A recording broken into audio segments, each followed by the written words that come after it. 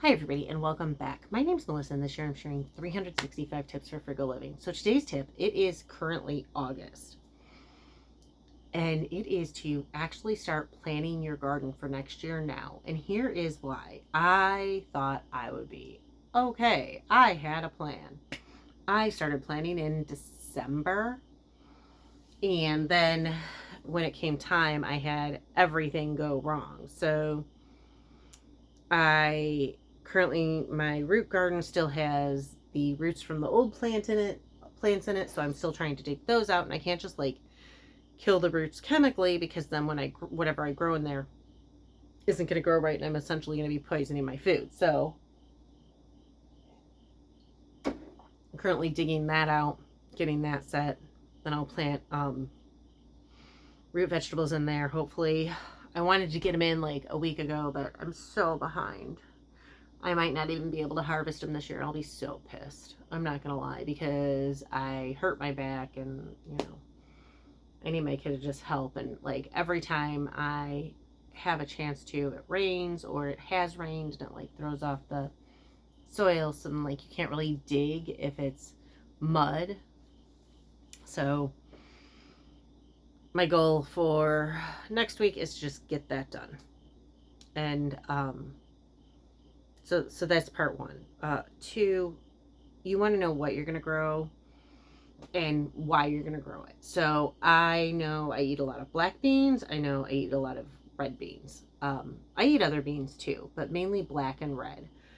So I know I'm going to want to do Three Sisters. I'm going to grow a hard corn. What is it called? A dent corn or something like that, that you can make cornmeal out of, because that'll last longer.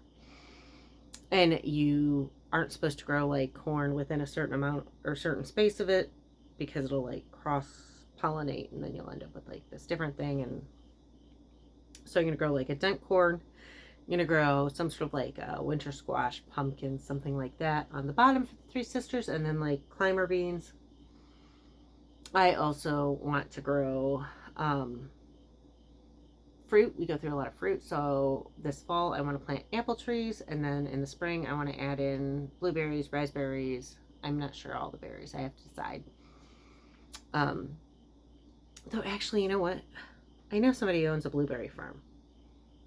I should ask them if it's safe to plant blueberries in the fall. I may, if I can plant blueberries in the fall, I'll do it now, because and then I'll grow strawberries all around that area. So I mean, I guess the good thing is because my original plan I didn't get a chance to do. And so that changed because now I'm adding trees to that plan and bushes, so that it's like more, I don't know, easier. Not more easier, but like, so it is more, I couldn't think of a word. So it is easier. I know more easier is not the right way thing to say. So I'm kind of doing that. And I don't necessarily think even starting planning this early, I'm going to necessarily be able to achieve everything I want to with my yard, but it is going to be a multi-year project. I've accepted that. And sorry, my back is all slip slidey today. So start thinking about like how you want assuming you have a yard or access to a yard, what you want to do. Maybe you have a balcony and your only option is growing in buckets. So figure out what you can grow in buckets and what's going to give you your most bang for your buck. Things that can save are things like beans will dry. But then a lot of the time you might not have access. Maybe you're in an apartment and you're like me, you have a tiny space and you don't have you don't have a big freezer, but you can tomatoes. You can make if you have onions and peppers and garlic and tomatoes, you can make a lot of things with that. You can make like chili sauce. You can make stewed tomatoes. You can make pasta sauce. All those things can be canned. I mean, there's so much you can do. And then if you plant a fruit tree, that's going to, chances are you're going to have fruit for 20 years. You won't have it for the first couple of years, but then you'll have it for like 20 years. So if you do have a yard, highly recommend that. Maybe you're like, but I'm broke. I can't afford to buy a tree.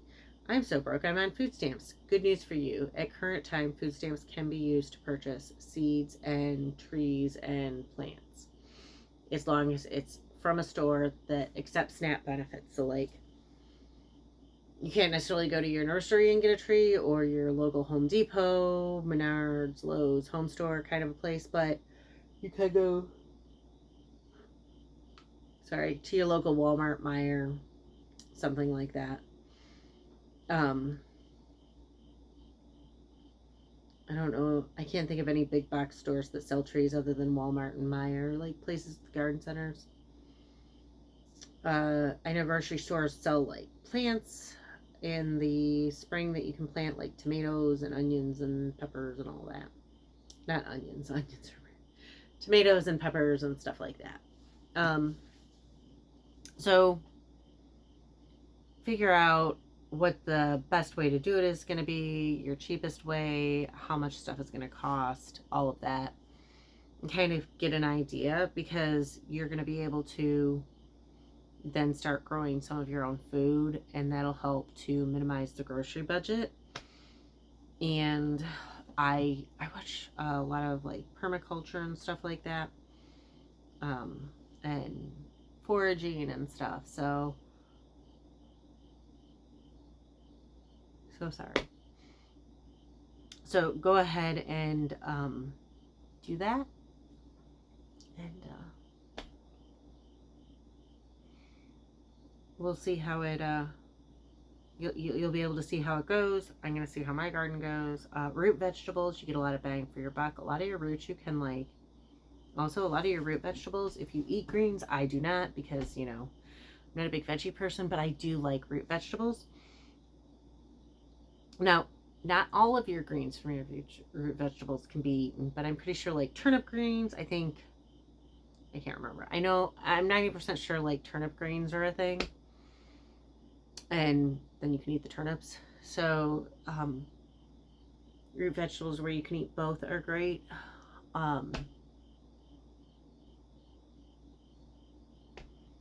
But yeah, it seems early, but start thinking about what you want in your garden and planning for next year, and planning what you're going to have to do. Well, you can still get the ground ready before winter sets in, and that way it'll make it easier in the spring. Anyways, again, my name's Melissa, and this year I'm sharing 365 tips for frugal living. If you want to hear more, please hit like and subscribe, and I'll see y'all tomorrow.